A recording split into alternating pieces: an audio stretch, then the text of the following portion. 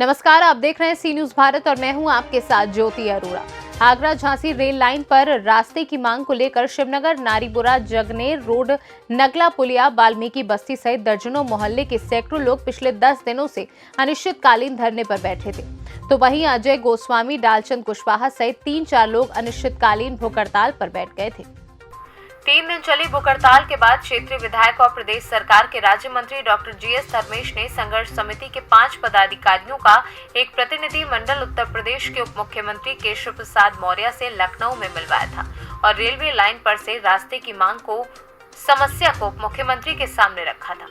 उप मुख्यमंत्री ने संघर्ष समिति के पदाधिकारियों और राज्य मंत्री को रेलवे की पुलिया पर से रास्ते के लिए धनराशि स्वीकृत कराने का भरोसा देते हुए 2-3 महीने का वक्त मांगा था। उप मुख्यमंत्री ने बताया कि रेल मंत्रालय द्वारा पुलिया के निर्माण के लिए केंद्र सरकार द्वारा दी जाने वाली राशि के लिए स्वीकृति दे दी है। राज्य सरकार अपनी ओर से लगभग 9 करोड़ रुपए रेलवे को देगा और इसके साथ ही पुलिया का निर्माण कार्य शुरू हो जाएगा और इसके लिए वह आने वाले विधानसभा के सत्र और कैबिनेट की बैठक में प्रस्ताव रख धनराशि स्वीकृत करा देंगे। उप मुख्यमंत्री द्वारा दिए गए आश्वासन को लेकर क्षेत्रीय विधायक और राज्य मंत्री डॉक्टर धर्मेश आज धरना स्थल पर पहुंचे। धरना स्थल पर मौजूद संघर्ष समिति के पदाधिकारी और क्षेत्रीय जनता के सब्र आंत लोगों के बीच में कई घंटे चले मंथन के बाद ये निर्णय हुआ कि प्रशासनिक कार्य की वजह से लगने वाले समय को ध्यान में रखकर धरने को 3 महीने के लिए स्थगित कर सरकार से पुलिया के निर्माण के लिए धनराशि स्वीकृत कराने के प्रयास किए जाने चाहिए और इसी आधार पर डॉक्टर धर्मेश ने 3 दिन से भूख हड़ताल पर बैठे आंदोलनकारियों को जूस पिलाकर के अनशन को समाप्त कराया। अच्छा, आप पिछले 3 दिन से यहाँ अनशन पर बैठे थे और लगातार ये बात कही जा रही थी कि यदि हम जो आश्वासन पर अनशन नहीं तोड़ेंगे, हमारा काम शुरू हो जाएगा तब अनशन तोड़ेंगे। ऐसा मंत्री जी ने कौन सा आपको भरोसा दिया है जिसकी वजह से आपने जो बोला है हमसे कि देखो 3 महीने के लिए एकदम पैसा तो आता नहीं है, कागज़ के द्वारा ही चलता है। 3 महीने का आश्वासन दिया है, 3 महीने के बाद नहीं करेंगे तो फिर हम आसन पर बैठेंगे और आंदोलन ज़्यादा करेंगे। अच्छा, ये बताइए कि ये जानकारी आपको मंत्री जी ने दी थी कि पैसा जो 3 महीने में आएगा या पहले से आपको ये पता था कि पैसा 3 महीने में ही आएगा? मंत्री जी ने बताया हमको। तो आपको नहीं पता? हाँ, हमको नहीं पता। अच्छा, तो क्या भूखतन पर बैठे थे 3 दिन से।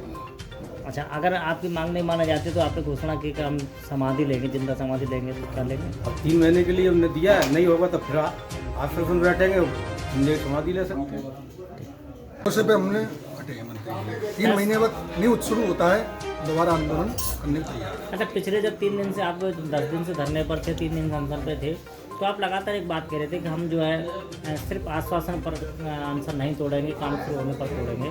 तो ये जो अनशन भी आपने जो तोड़ा है वो सिर्फ आश्वासन पर ही तोड़ा है। ऐसा कौन सा उन्होंने आश्वासन दिया जिस पर आपने अनशन तोड़ा? ऐसा है, देखो एक दफ़े विश्वास कर चुके हैं। पहले राम सब कटरिया जी आए थे, वो भी विश्वास दे गए। एक दफ़े इन पर ही विश्वास कर लेते हैं, हम देखते हैं एक दफ़े और लास्ट बार मौका है इनके लिए। और हमारा काम नहीं होगा तो हम जानते हैं हम क्या आंदोलन करेंगे 3 महीने बाद।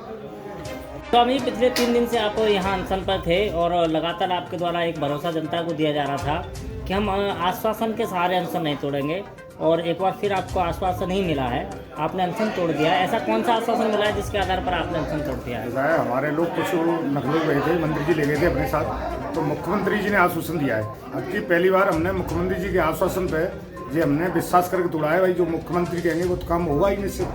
तो मुख्यमंत्री के आधार पर हमने ये अनशन तोड़ा गया है।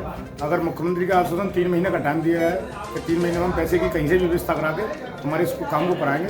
अगर 3 महीने में नहीं कराते तो हम बहुत आग्रह अनशन करेंगे। अगर तो ये जो अनशन जो तोड़ा गया है वो मुख्यमंत्री के आश्वासन पर तोड़ा है, मुख्यमंत्री जी ने धर्मेश जी के आश्वासन पर नहीं तोड़ा है? नहीं, धर्मेश जी तो हमारे साथ ही गए थे, वो तो मंत्री जी तो हमारे लोगों को लेके गए थे कि आपके सामने उनसे कहलवाता हूँ।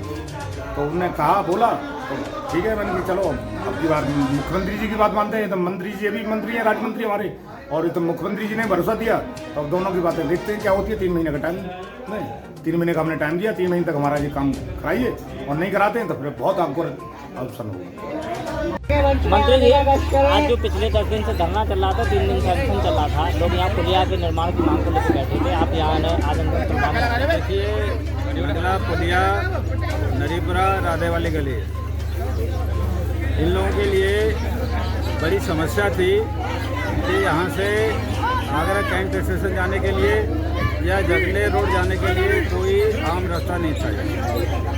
इनको बहुत सारी परेशानियां होती थी, न कोई यहाँ पर गाड़ी आ सकती थी, न कोई एम्बुलेंस आ सकती थी और शव यात्राएँ भी निकालने में इन लोगों को बहुत सारी कठिनाई होती थी। इनकी गंभीर समस्या को देख के इन्होंने धरना प्रारंभ किया और उनकी मांग थी कि जल्दी से जल्दी आगरा कैंट की जो रेलवे लाइन है उसके नीचे अंडरपास बने। इस समस्या को लेकर के मेरे नेतृत्व में और हमारे यहाँ के जो स्थानीय निवासी हैं और इस आंदोलन को जो चला रहे हैं, ये सब लोग माननीय केशव प्रसाद मौर्य जी से कल रात को हम उप मुख्यमंत्री उत्तर प्रदेश उनसे हम मिले थे। सारी समस्या को हमने उनको बताया था।